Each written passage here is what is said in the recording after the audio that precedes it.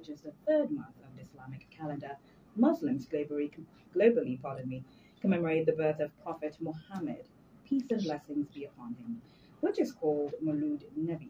Voice of Nigeria's correspondent Fatima Hassan has more on Eid al-Maulud commemoration.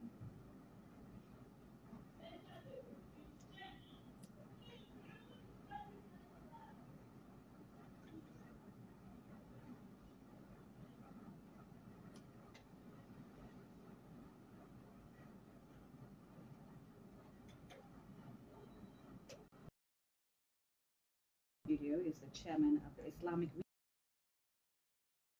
Research and Da'wah Foundation, Sheikh Nura Khalid. You're welcome. Thank you very much for having me. All right. So, why do Muslims celebrate Eid al-Maulud? Because of the importance and the significance of the day. It is a day in which the Prophet sallallahu alaihi wasallam was born. And without his message, there will never be Islam.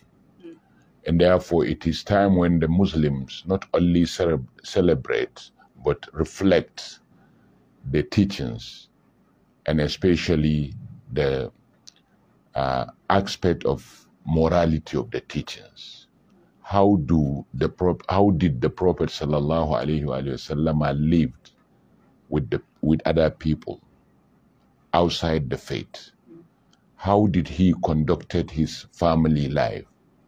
How did he go about sending the message of mercy to the entire universe? This is what is more important than the celebration itself. That is why during the celebration, what the celebrators do is to recite or to read the biography of the Prophet sallallahu alaihi wasallam. How did he came to this world? What did he performed during this and that period? That is the significance of Maulud. Okay. So, like I did mention earlier on, today also happens to be World Homeless Day, and some of these things that you've just mentioned regarding the principles and mercy and whatnot do happen to coincide with some of the things that we're trying to encourage people to do today, finding ways to change the lives of people who don't have homes in our community. Okay, so let me move on to the next question. Now, what are some lessons you would like Nigerians to take away, especially as election season approaches?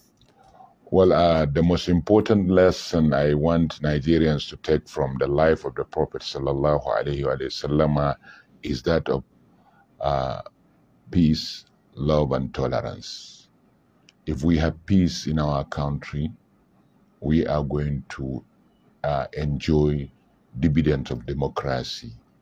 We are going to have a free and fair election.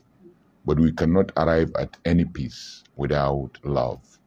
We have to love ourselves on one basis only, on the basis of humanity.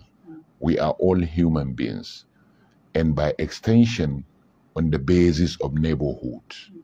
The Lord created us in Nigeria, despite our diversities. But diversities are blessings if we utilize them in a good way. And we cannot do that until we promote the art of tolerance. Let's tolerate one another.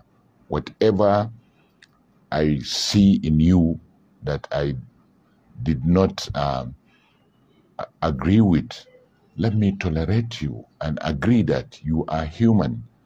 And that is why you have the right to think, the right to believe, and the right to behave the way you behave in accordance with the mainstream of the law.